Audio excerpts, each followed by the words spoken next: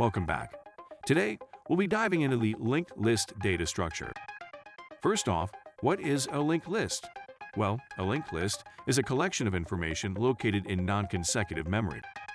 Its usefulness comes primarily from the way the information is stored. The items in a linked list are stored with references to one another, spread across non-consecutive chunks of memory. What do I mean by non-consecutive memory? This refers to chunks of memory that are not necessarily adjacent to one another. This is a visual depiction of memory. Each square is a chunk of memory, and the ones highlighted orange exist in the same linked list. There are three types of linked lists. First are singly linked. They are one-directional and each item contains a reference to the next item in the list. These are useful for first-in, last-out applications. A common example is a recursive function called stack. Second are doubly linked. These are bidirectional, in that each item contains a reference to both the next and previous items. These are useful for applications in which you need to go forwards and backwards. An example is the forward and back buttons in the browser. Lastly is circular. These can either be one-directional or bidirectional. The defining characteristic here is that the last item contains a reference to the first item. In the case of bidirectional, the first item also contains a reference to the last item. This is useful when you need to traverse the list in a continuous loop. An example is a game of Uno.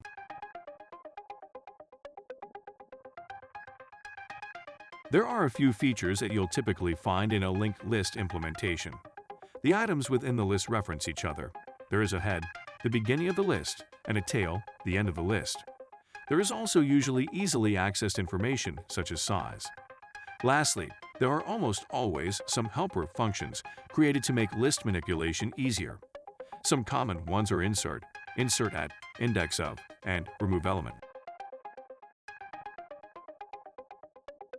Here is an example of the data structure of a singly linked list.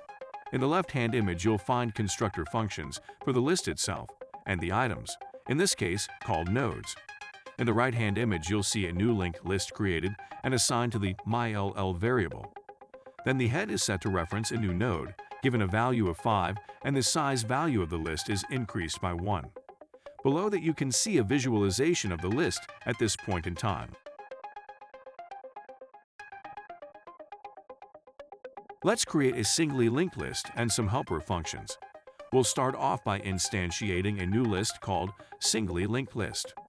Next, we'll create a new method on the list called insert.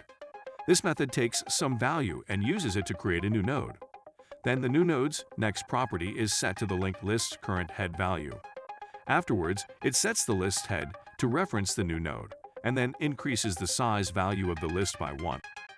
In the right-hand image, we call the new insert method 3 times, with the values 5, 2, and 10 in that order. Beneath those calls, you can see a visualization of the linked list at this point in time. Even though we entered the values in order as 5, 2, and 10, you can see that the actual order of the list is 10, 2, and 5. Next, let's create the insert at method. This method takes an index value at which to insert the new node created with the value passed in. In order to do this, we'll need to loop through the linked list until we reach the specified index. We start by referencing the list's head in the current node variable. Current index is set to 0, as the head is at index 0. We'll use a while loop to run as many times as it takes to reach the specified index or the end of the list, whichever comes first. So, while the current node value is not null, we want to check if the next index is the specified index. If it is, then create the new node. Set the new node's next reference to the current node's next reference. Set the current node's next reference to the new node. Increase the list size value by 1 and break the loop.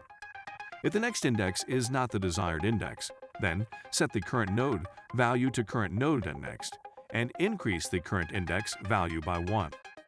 In the right-hand image, we call the new insert at method with index 1 and value 35. The resulting list visualization shows a new size of 4 and a new node with value 35 is sandwiched between 10 and 2. Here, we have an index of method. It takes some value for which to search. Once again, we have to loop through the list until we find the given value. We begin at the head again and store the current index in a variable.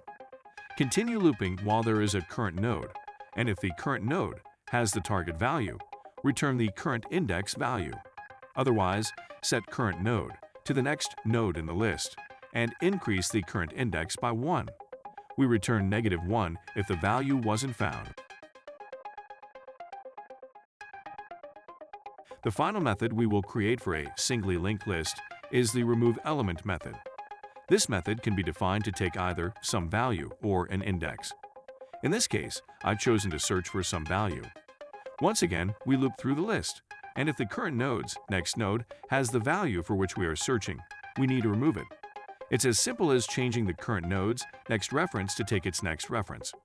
Finally, decrease the size value by 1 and return. That was an example implementation of a singly linked list. The primary difference between a singly and a doubly linked list is the node. Shown in this image, the double reference node has a previous property in addition to the value and next properties. The previous property plays the same role as the next property, only in reverse. The only difference in the insert method for a doubly linked list is before we switch the head reference to the new node, we need to set the current head's previous reference to point at the new node being inserted. In the right-hand image, you can see that the data structure becomes cyclical at this point. 2 references 5 and 5 references 2, which references 5, and so on. For the insert at method, there are 2 differences. The first is updating the previous reference for the new node to point at the current node. The second is updating the current node's next reference to point at the new node. And finally, the remove element method is different only in that we have to update the node to be removed's next previous reference to point at the current node. The nodes in a circular linked list can either be single reference or double reference, so long as the tail references the head. In a circular linked list, the insert method, as demonstrated here with a singly linked list, requires substantial additions. First, we check if the linked list is populated or not. If it is empty, then simply set the new node's next reference to itself. If it is populated, then we point the new node's next reference at the current head. Then we begin our loop through the list to find the last node. We identify the last node in the list based on the current node's next reference being the current head. We then update the reference to point at the new node and break the loop.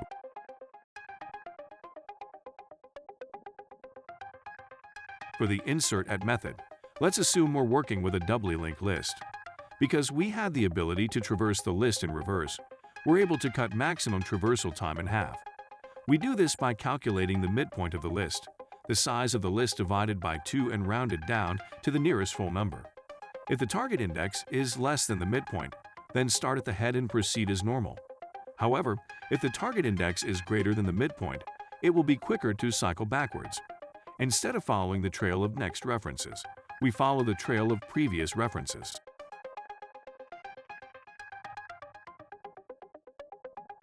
Linked lists are a great tool when consecutive memory is at a premium. Each type of linked list has its own best use case. Make sure to weigh the pros and cons accordingly. If you found this video helpful, remember to leave a like and subscribe. It helps more than you may realize. Thanks for watching, and I'll catch you in the next video.